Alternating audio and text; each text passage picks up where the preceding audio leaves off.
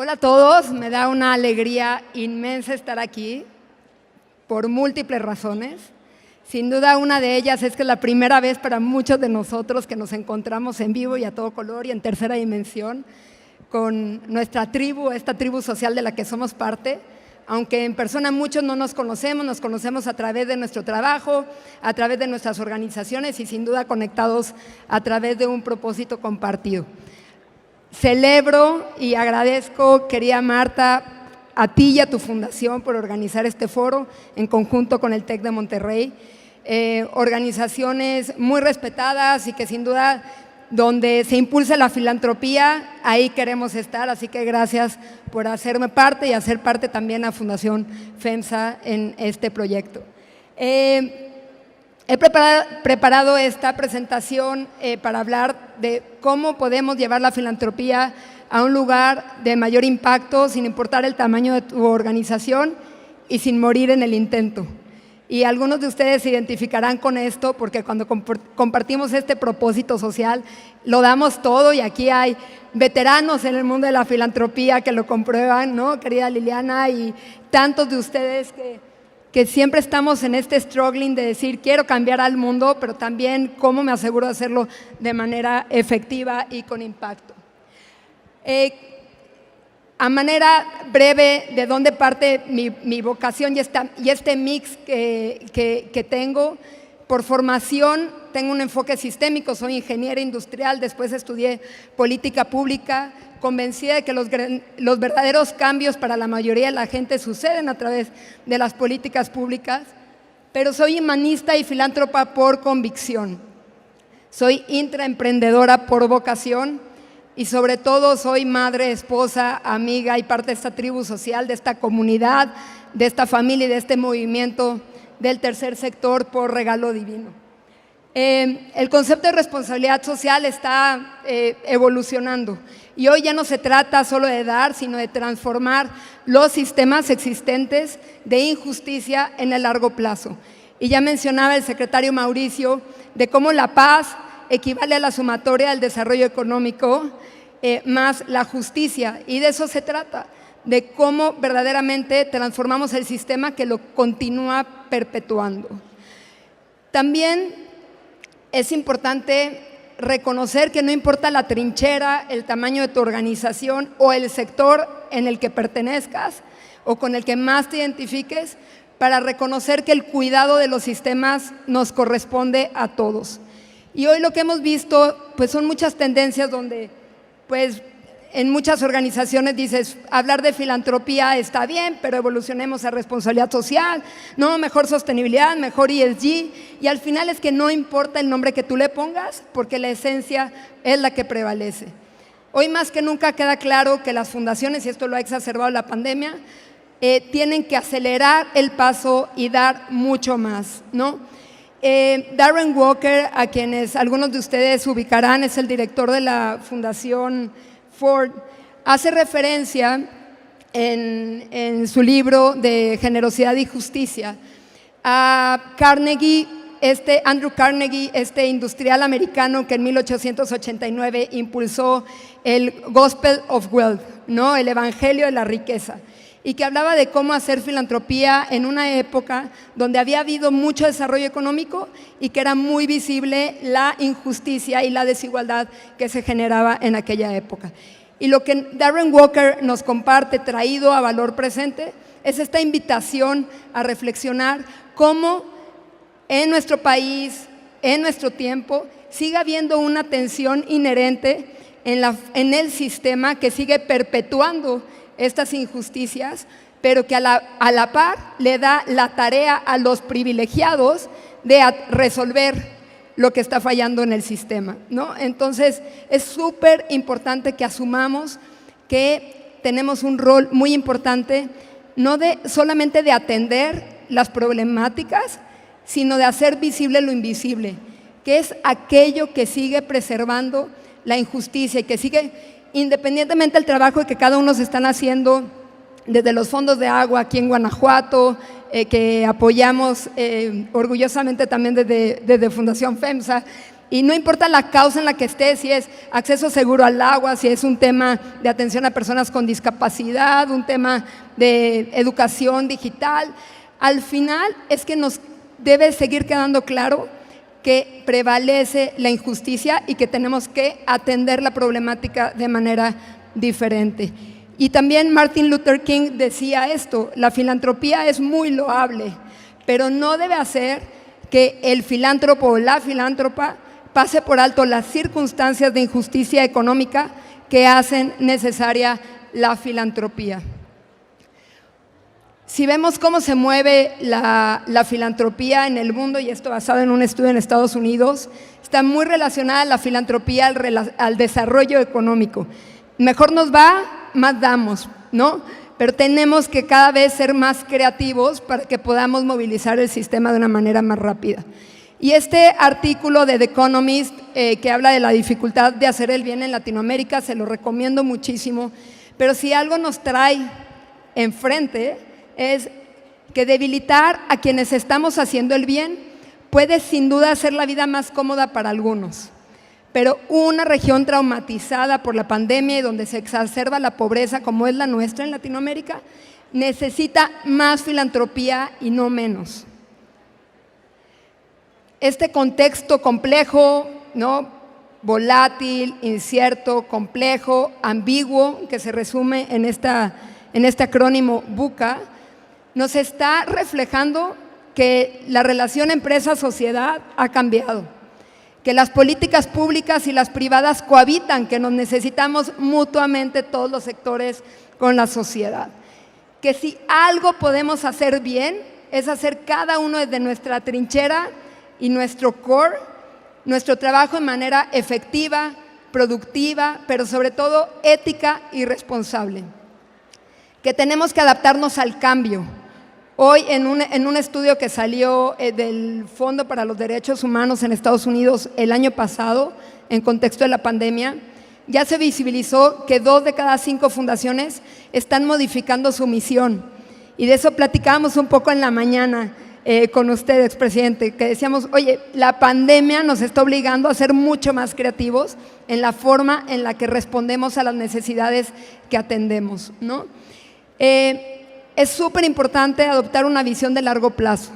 Todavía cuando nos preguntan, ¿y cuál es la visión de futuro? Vemos el futuro a 2 años, a 5 años, si nos va bien, ¿no?, pensando desde el gobierno a 6 años, pero necesitamos pensar a 30 años, ¿no? Necesitamos pensar en verdaderamente si la vida fuera una película y le pusiera play y quisiera que el final de la película fuera un final feliz, ¿qué tendría que hacer ahorita para que eso suceda, ¿no? Y entonces tenemos que ser más los que visualicemos el futuro hoy y que entonces seamos más estratégicos para resolverlo, y un camino sin duda es abrazar el enfoque sistémico. Así que con esto y pensando en cada uno de nosotros, ¿no?, si pudiera dar algunos leads, algunas ideas de cómo impulsar esta filantropía de alto impacto, ¿qué compartiría, ¿no? Y entonces integré 5 cosas que creo que si las trabajamos y abonamos a ellas, podemos dar un paso hacia adelante. Una es esta filantropía sistémica, determinada y profesionalizada. Otro es el entendimiento del cuidado. Otro es acupuntura para la transformación social, la inclusión de nuevas generaciones en la filantropía y la importancia de que cada uno de nosotros como filántropos seamos sostenibles. O sea, les voy a ir contando cada uno de estos 5 pasos, que básicamente de afuera hacia adentro hasta llegar a cada uno de nosotros. Y comenzamos con esta filantropía sistémica. Cuando nosotros nos preguntábamos desde Fundación FEMSA, oye, qué padre que tienen todos estos vectores y abrazan causas que son muy complejas, ¿no? Impulsar que los niños de 0 a 6 años alcancen su máximo potencial, está increíble, pero ¿cómo fregados lo van a lograr, no? Si dice seguridad hídrica, ¿cómo vas a asegurar que en cada comunidad, cuando tienen necesidades diferentes, atiendas a la necesidad, puedan mover la palanca, digamos, de acceso seguro a agua? Y lo mismo en arte y cultura y lo mismo en economía circular.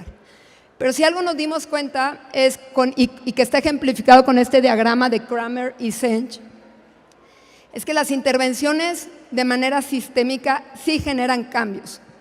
Porque si tú como organización, y no solamente tú, sino que te alías con organizaciones que abrazan este enfoque sistémico y dices, yo tengo recursos, yo tengo prácticas y proyectos que pueden ser atractivos para ti.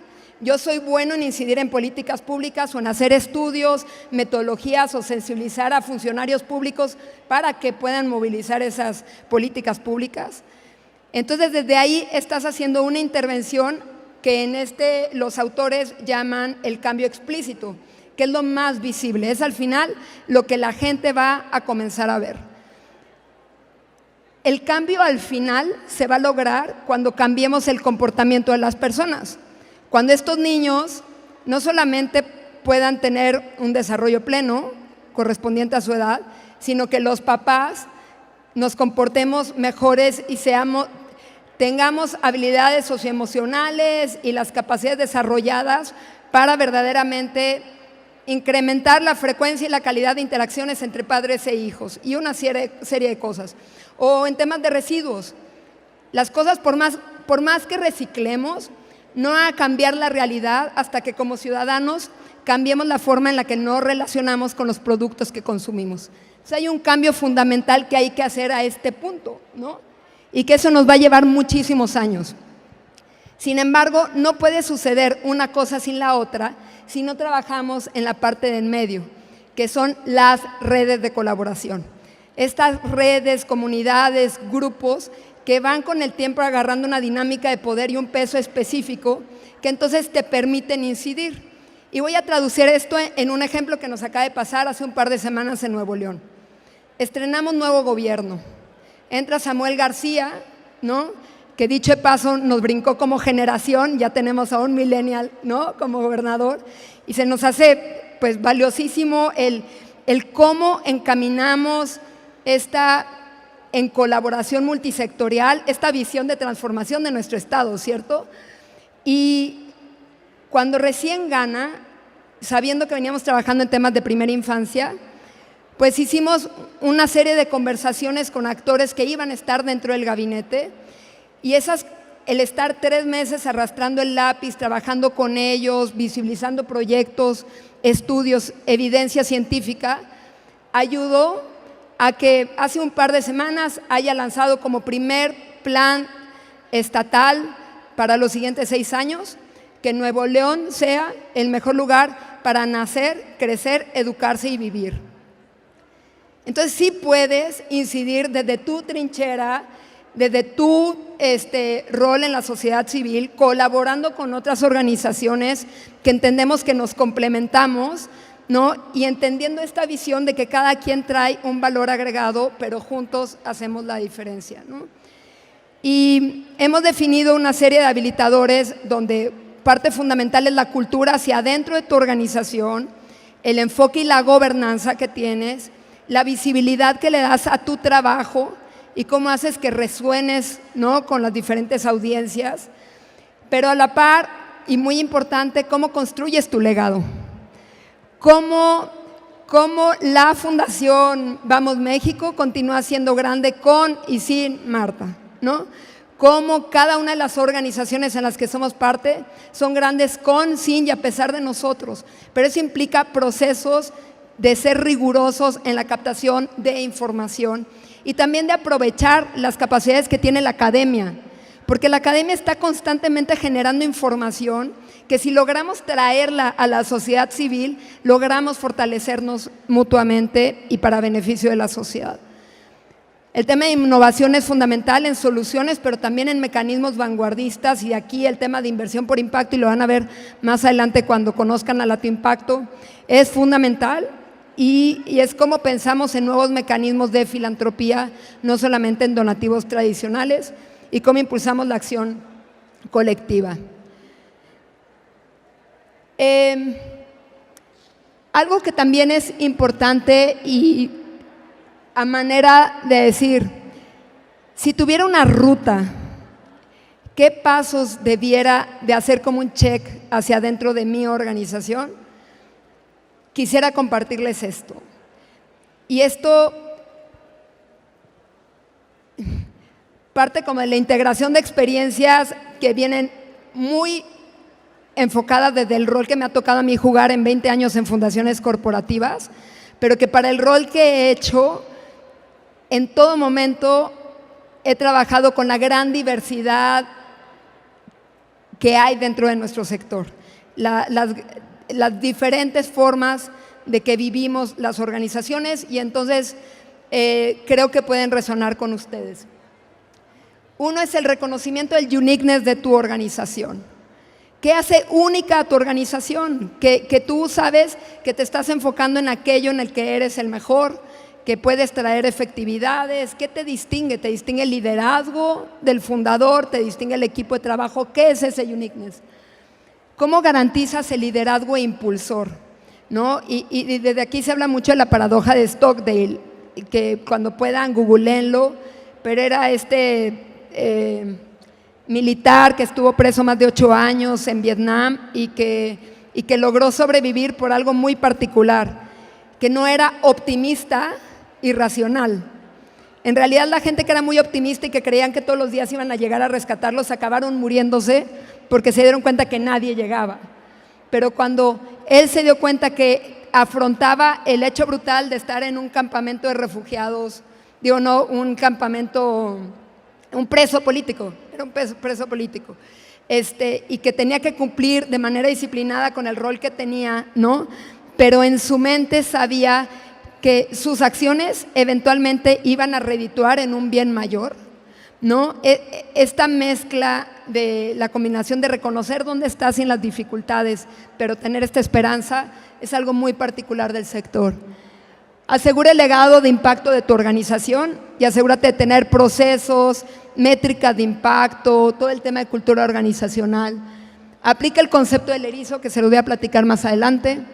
Sé ético e impecable en la construcción de confianza. También voy a platicar un poquito adelante. Es importante diseñar tu experience pathway.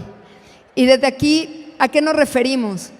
Que la gente cree que por el simple hecho de ayudar ya eres catchy y sexy para el mundo y ya la gente te debería de dar dinero. Y la realidad es que no, porque compites con muchísima gente que como tú está buscando el mismo recurso y muy probablemente todos le están pidiendo el dinero a la misma organización.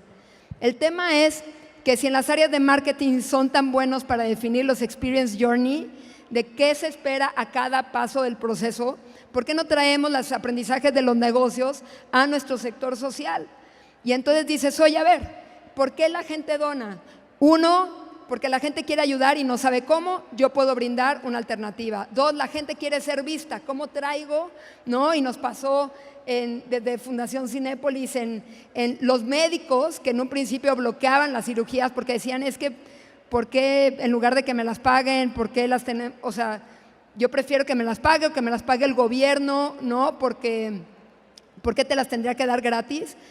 Cuando nos sentamos con ellos a entender en qué lugar estaban ellos y que una parte fundamental era vamos a impulsar al grupo de oftalmólogos, cambió la jugada y por aquí está Abraham Álvarez y podrá platicarles más tarde, pero había lista de espera de oftalmólogos que querían ayudar por lo que significaba el reconocimiento que tenían a través de una causa tan loable como cirugías de cataratas, ¿no?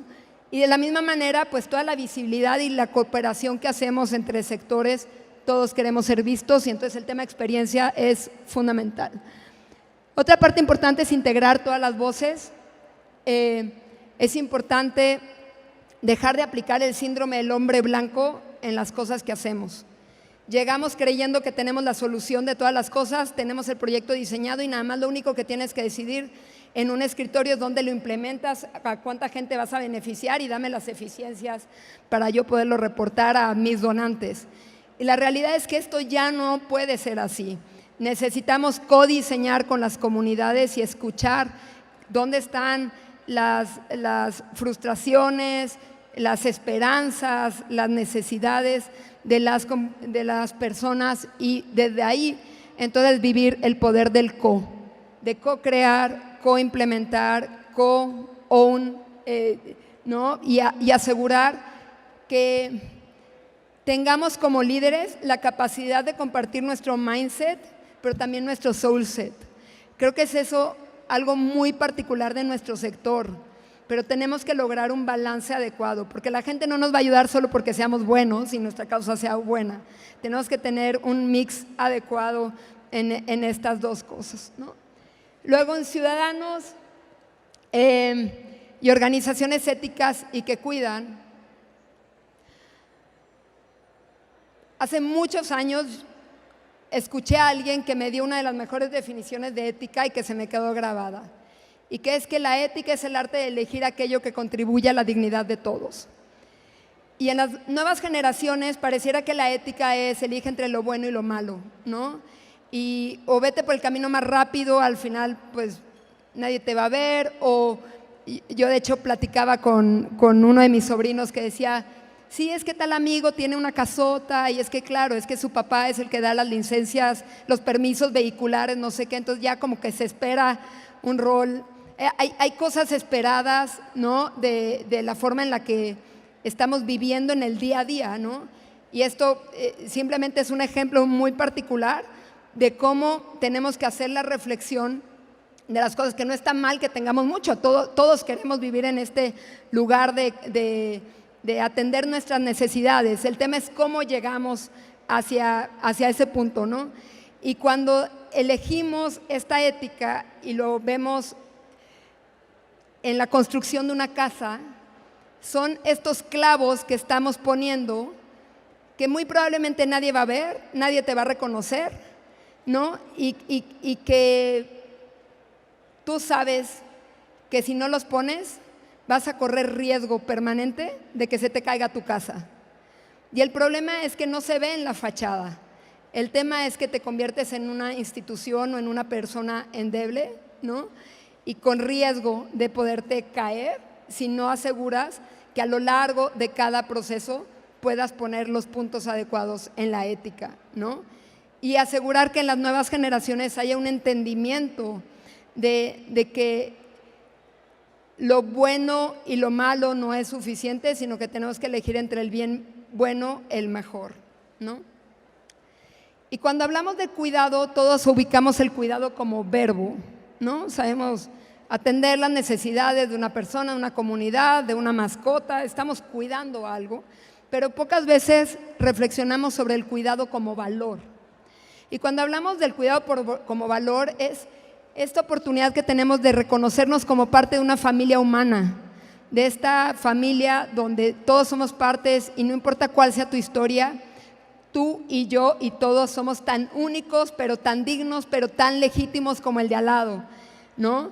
Y que es tan importante cuidarnos desde adentro y cuidar nuestra salud como cuidar la naturaleza y las instituciones de las que somos partes. Hay que cuidar a nuestros gobiernos, estemos a favor o no de las ideologías políticas, tenemos que cuidar a las instituciones, tenemos que cuidar la forma en la que producimos, en la que consumimos, ¿no? Y en la que estamos arropando a nuestras comunidades. Pero la pregunta de los 60,000 es cómo cuidamos a aquellos a quienes no conocemos. Y todos ustedes yo creo que pueden tener una respuesta bastante acertada, porque ustedes están de manera constante en contacto con las personas como más necesitadas, muchos de ellos no conocemos. Pero ¿qué pasaría si tú tienes estos niños a 5,000 kilómetros de distancia? No vas a coincidir nunca en tiempo y espacio. Y Bernardo Toro tiene algo que para mí me suena como un camino al que vale la pena aspirar. Cuidando los bienes públicos. ¿Y a qué nos referimos con los bienes públicos? Y el ejemplo por excelencia es el acueducto, porque el agua de un acueducto llega en la misma calidad a una casa de una familia rica como a una casa de una familia pobre.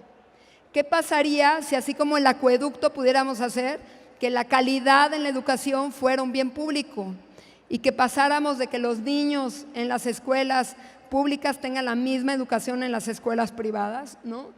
Y que entendamos que hoy las escuelas no son públicas, son escuelas estatales, son escuelas financiadas por el gobierno, pero no son públicas porque no pueden entrar todos, ¿no?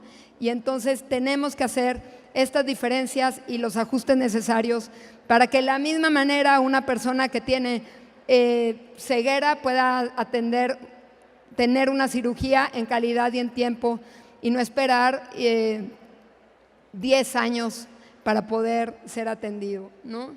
Y digo 10 años porque presenciando muchas veces jornadas de cirugías de catarata, llegaba gente y decía, gracias porque por fin voy a conocer a mi nieta. Y recuerdo en este momento, ¿no? La señora yo no soy doctora, señora, ¿no? Como que agradézcale a los doctores.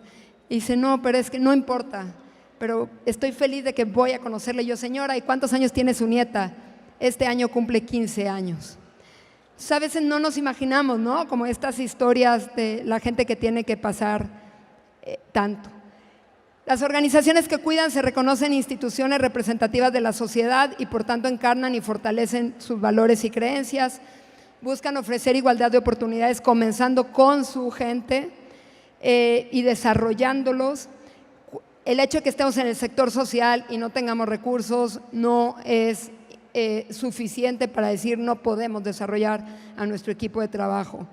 Cuentan con colaboradores y directivos que también son ciudadanos calificados y que influyen en la sociedad, reconocen su dimensión pública para colaborar, procuran ejercer correctamente su poder político porque todos hacemos política, todos nos involucramos en la vida pública de nuestra sociedad y tenemos que inspirar este mensaje de que a todos, de que la sociedad es de todos y requiere de la participación de todos y el paso para hacerlo y el primer paso es participar en una organización social.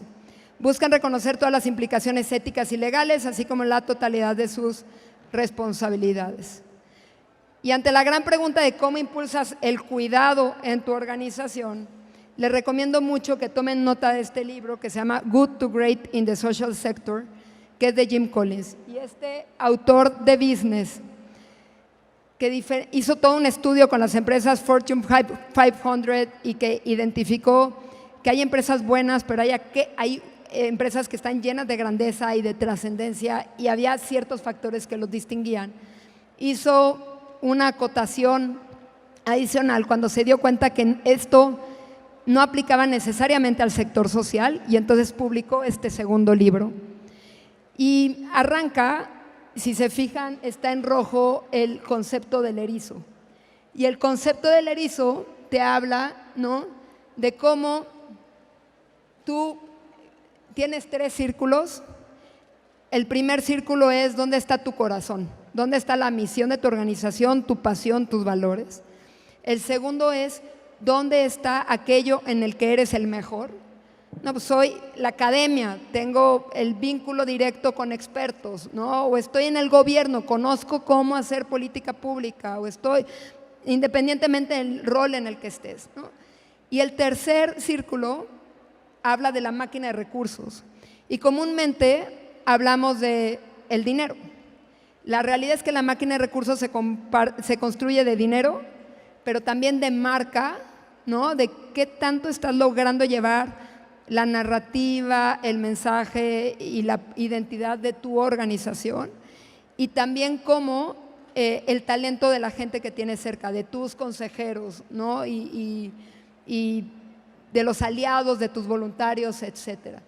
Y ya que tienes esas 3 cosas identificadas en el centro, entonces comienzas a activar la maquinaria y entonces dices, oye, quiero comenzar a atraer a gente que crea en mi causa, ¿no? Y entonces inviertes tiempo e inviertes dinero en armar una estrategia para darte a conocer y atraer a gente, pero ya estás conectado desde dónde deberías de hablar.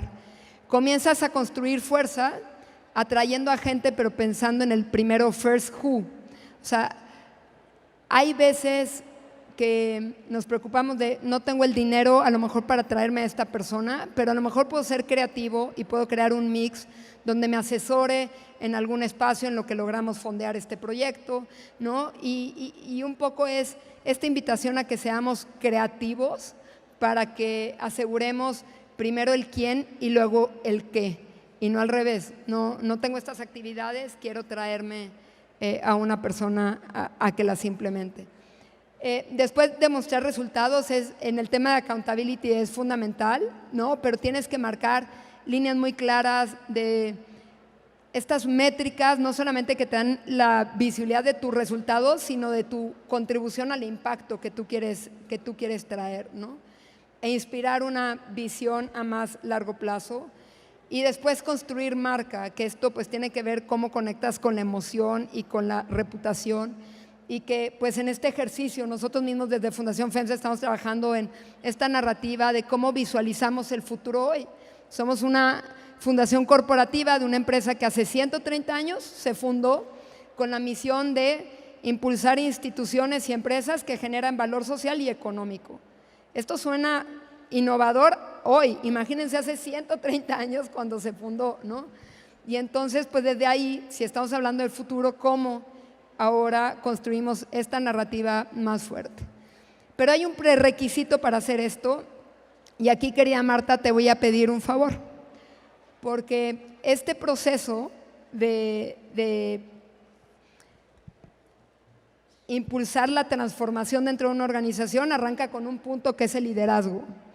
Y para el liderazgo necesitamos hacer un proceso de introspección para saber calibrarnos, para saber dónde estamos parados y dónde desde la voz de la frustración, de las cosas que no me gustan, que me inquietan, hablo, pero también de las capacidades y competencias que tengo, pero también de este emerging self, de esta imagen que tengo yo renovada de qué podría ser si tuviera mejores posibilidades de impactar. Entonces son 17 preguntas que creo que vale la pena que las hagan. Las he compartido con el equipo de Unreasonable Institute cuando he mentoreado emprendedores. A nivel personal, desde hace 8 años lo hago cada año en enero con mi esposo y nos ayuda a calibrarnos. Y creo que como personas impulsando liderazgos transformadores, vale la pena hacer este ejercicio. Entonces, si tienen la base de datos y correos, sería padrísimo que los puedan compartir, ¿no? A ti, muchas gracias. Y luego, acupuntura. ¿Y a qué me refiero con acupuntura para la transformación social? México necesita muchas intervenciones. Pero si pudiéramos decir, así como, no sé si han ido a la acupuntura, pero que de pronto te tocan un pie y ya te curan la panza y cosas así, ¿cuáles son palancas que nos ayudarían a mover a México, ¿no? Y ya mencionaban en el panel anterior una que me encantó que la puntualizaran así, que es poner al centro a las personas. Tenemos que hacer que todos en el sector social seamos parte de esta movilización donde ponemos al centro a las personas por sobre cualquier otra cosa e interés. Necesitamos construir puentes y esto implica, y hay una gran posibilidad de que aquí en el Bajío ustedes impulsen estas redes de colaboración y sean puentes. Y siempre te des cuenta de que para lo que tú necesitas, tú tienes algo que dar, que para lo que a alguien le falta, a alguien le sobra. Y entonces, ¿qué pones tú sobre la mesa, ¿no? Y también la otra cosa, que para construir puentes necesitas un elemento fundamental, que es la humildad. Reconocer que no lo sabes todo, porque así te das un regalo todos los días cuando te reconoces humilde, de poder aprender de los otros y encontrar en el otro posibilidades, ¿no? También está codiseñar con las comunidades y apostarle a la democracia.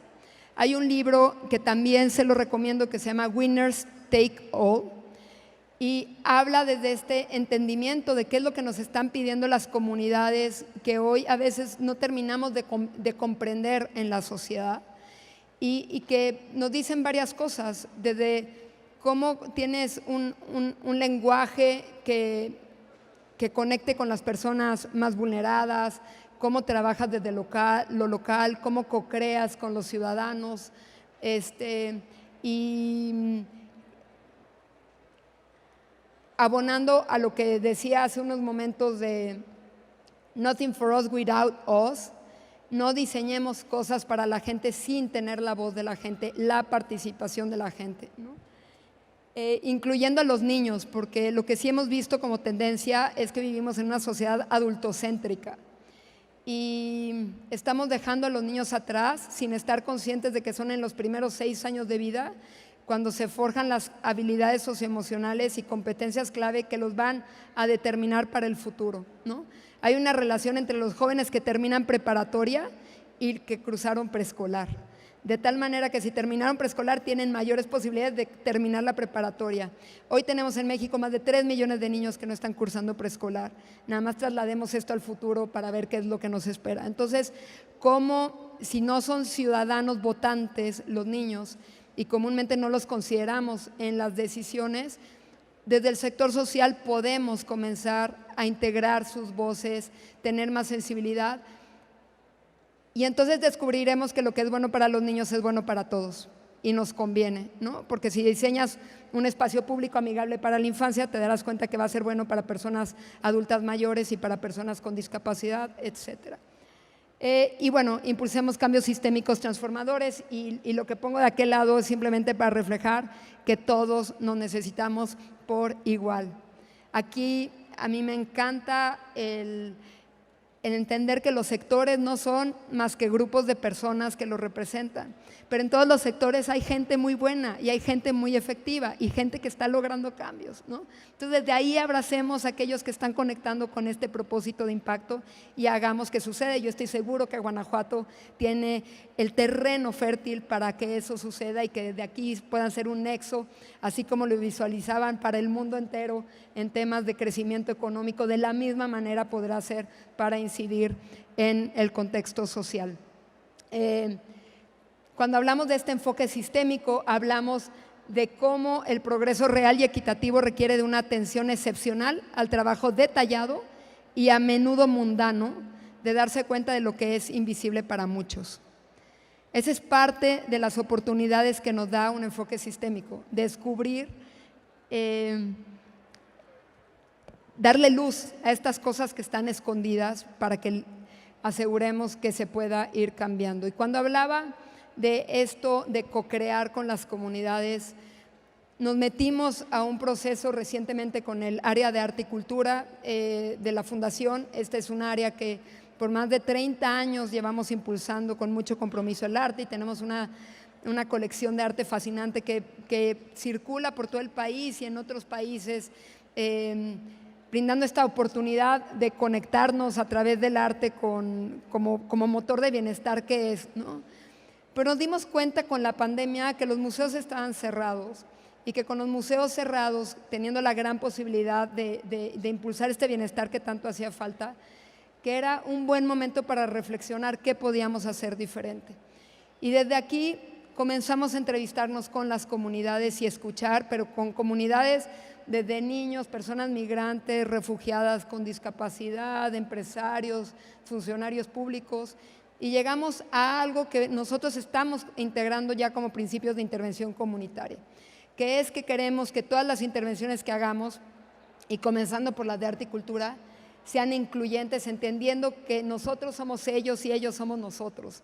O sea, cuando hablamos de llevar un beneficio social, no es que se lo vas a llevar a alguien para dárselo a alguien más, es que estás pavimentando el piso sobre el cual se van a construir los negocios que nos van a beneficiar a todos. Estás pavimentando el piso para que tus hijos puedan salir libres y seguros a las calles, ¿no? Entonces, que seamos incluyentes en nuestras acciones y en nuestras narrativas. Que seamos recíprocos, asegurando que damos tanto valor a la organización como a la comunidad, que seamos resourceful, ¿no? Que nos está costando el tema de dónde sacamos el dinero, pues tenemos que ser más creativos. Así tengamos que irnos a donde nos tengamos que ir, tenemos que unirnos y ser creativos como sector para que verdaderamente nos fortalezcamos. Tenemos que ser conectores, el principio de Genius Loci que aplica el diseña algo pero entendiendo cuál es la realidad de esa comunidad y que tengamos proyectos tangibles. Y para ello es importante el punto de colaborar, que es el punto en medio de este enfoque sistémico. Y cuando colaboramos nos dimos cuenta de algo, que todos hablamos de alianzas estratégicas, es más, de alianzas y le ponemos el estratégico para a veces oírnos cool, ¿no? Pero estas alianzas estratégicas a veces son de uno a uno. El que de uno y donde está el rojo es el que tiene el conocimiento de la temática donde está, a uno que le ofrece participar, ¿no? Tú, empresa que haces aviones y que tienes un tema de por el ruido, no sé si han escuchado este caso, porque a mí me encanta, pero como en una empresa de aviones donde las turbinas generaban mucha sordera en los empleados, se dieron cuenta una organización que si le ofrecía que incluyeran a personas con discapacidad auditiva, ellos reducían los costos a las aseguradoras y le daban empleo a una comunidad que le costaba trabajo mucho incluirse, ¿no? Entonces, siempre hay un beneficio, buscas el beneficio en las dos partes, ¿no? Pero cómo vamos evolucionando alianzas estratégicas a un portafolio de alianzas, donde identifiquemos actores, como lo tenemos en los fondos de agua, de Nature Conservancy, Alvida, ¿no? En empresas aquí en la región, Rotoplas, Modelo, ¿no? ¿Cómo hacemos este portafolio donde todos pongan algo para un proyecto? Pero un siguiente paso, y que creo que tenemos que madurar todos como sociedad, es que hagamos esta red de alianzas, donde seamos cada vez más, y creo que Nuevo León tiene un caso muy valioso a través del Consejo Cívico y el Gabinete Social, ¿no? Que es esta red de alianzas donde ya tienes identificado quién hace qué, los invitas, pero además los invitas a subirse a la mesa del gobierno, ¿no? Y los de gobierno participan de manera directa, también colaborando en grupos ciudadanos y empresariales, ¿no? Para después podernos mover al ecosistema de alianzas, que es, y si se fijan aquí hay un triangulito, en la red de alianzas ya estás involucrando a los ciudadanos, ya tienes ahí la participación y la voz de ciudadanos que se suman a esta colaboración, ¿no? Buscando el bienestar colectivo. Y luego, cuando ya haces un ecosistema de alianzas, lo que haces es que tienes un liderazgo compartido. Ya no eres tú que llegaste a ofrecer un proyecto de transformación, sino que ya lo hacen tan suyo que no importa que estés tú o no estés, ya se detona el impacto y que las cosas sucedan, ¿no? Hablando de inclusión de las nuevas generaciones a la filantropía,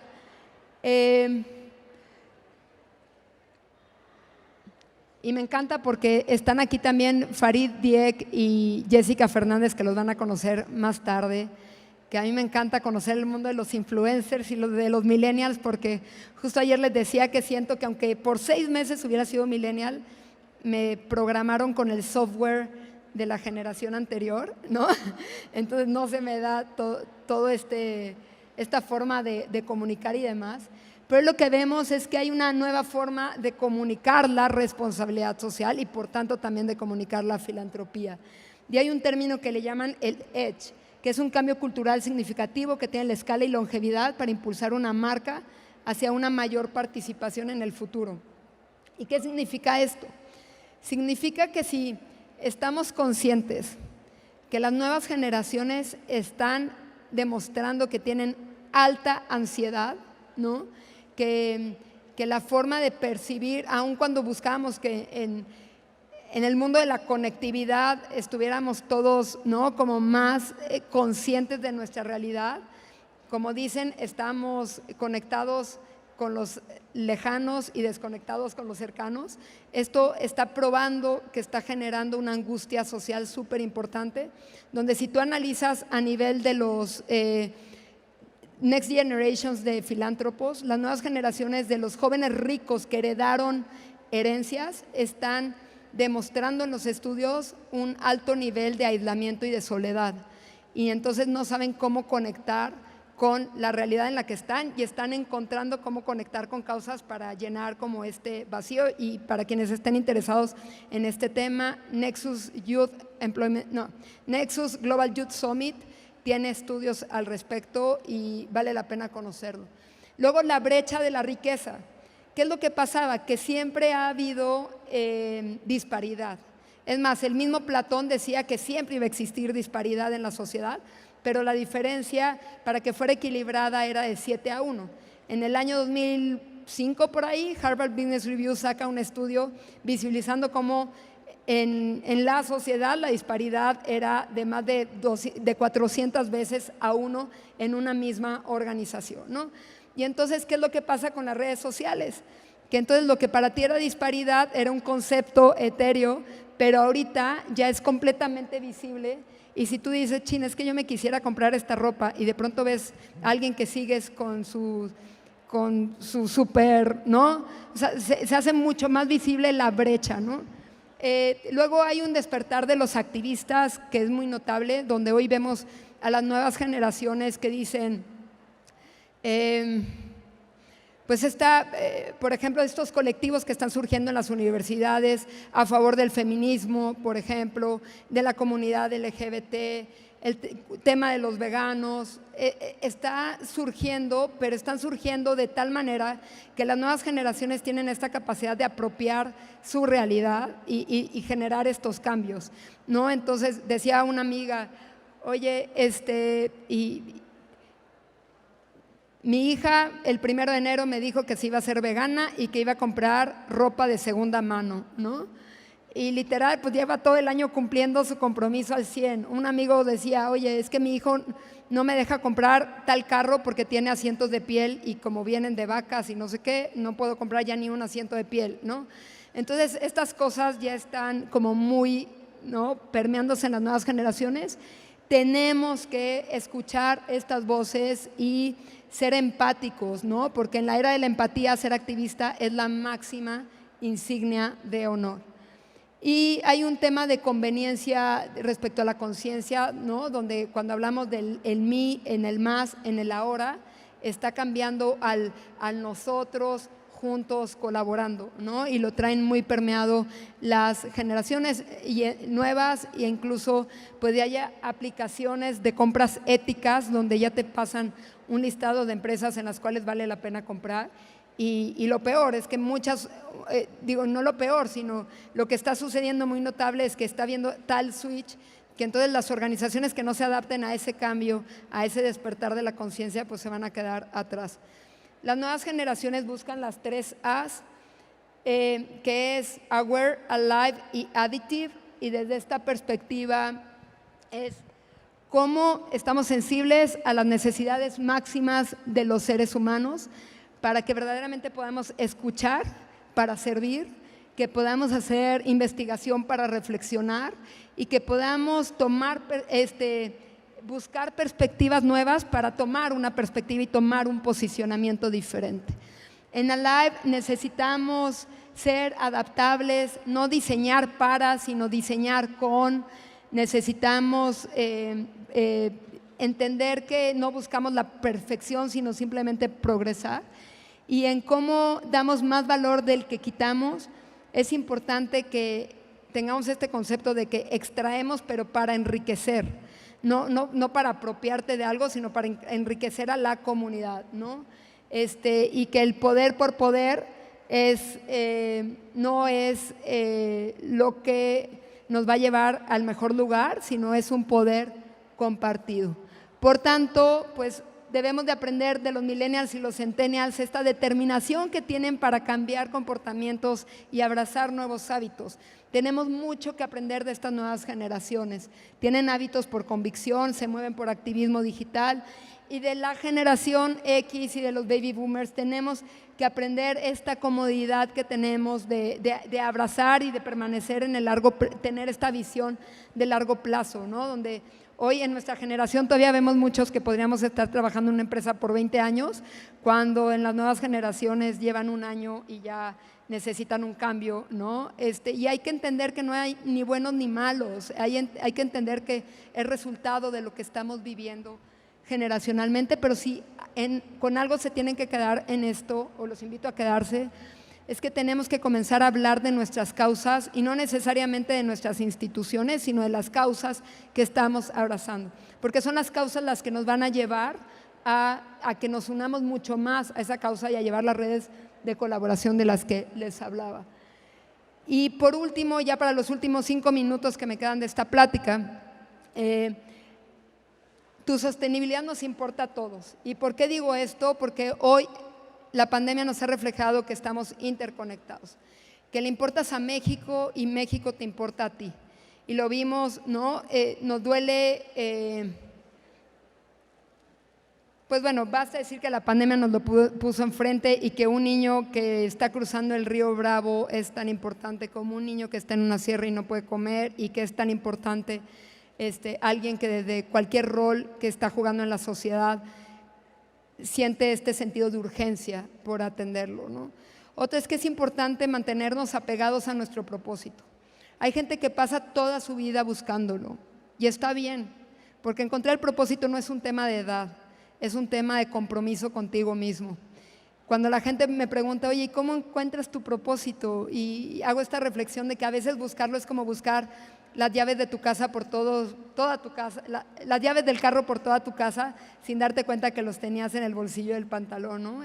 Está dentro de ti, lo que pasa es que nos debemos hacer ese ejercicio de manera importante. Y al menos yo, después de hacer años de reflexión, pude llegar a un propósito que resumo en 3 palabras: crear, servir y conectar.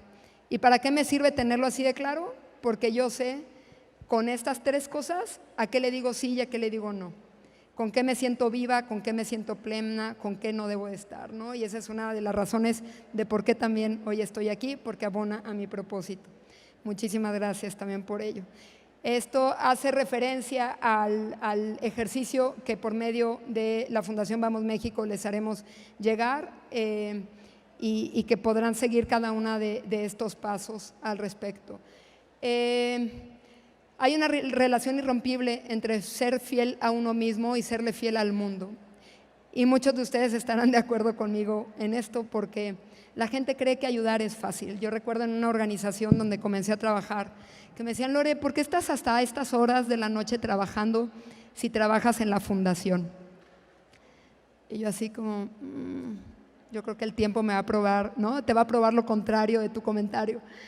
Y es bien difícil. Quienes estamos en fundaciones tenemos, o en organizaciones sociales, aprendemos a ser los directores generales, los directores de marketing, de desarrollo organizacional, de legal, de fiscal, ¿no?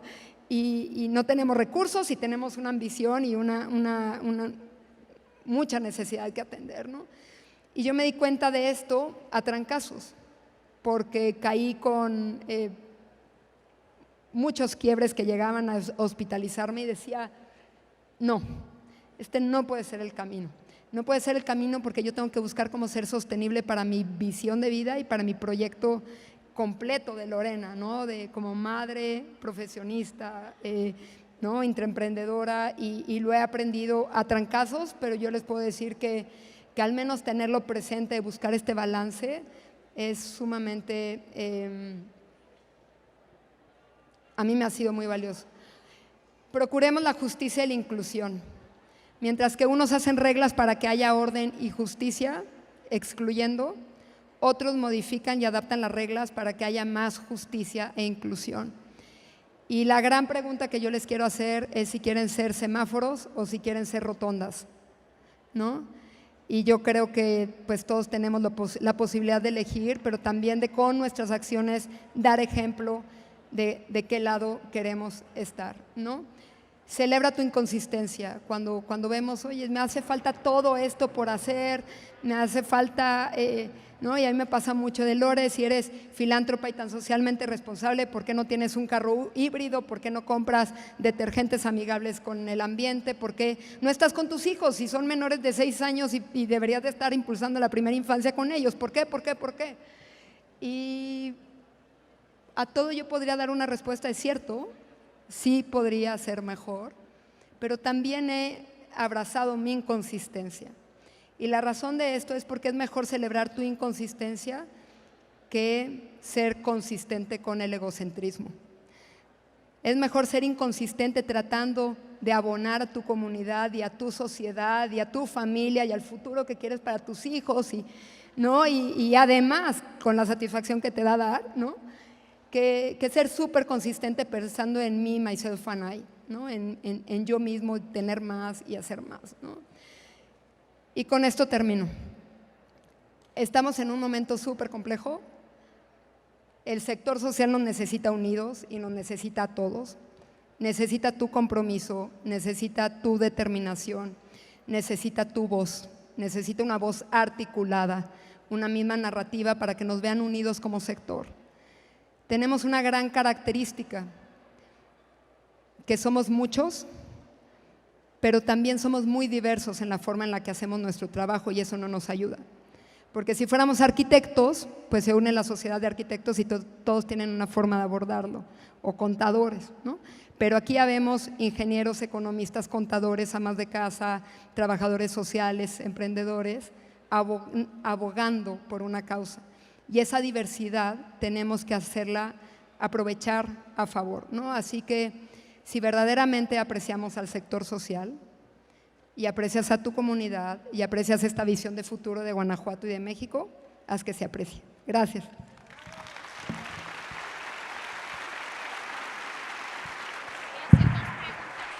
Sí.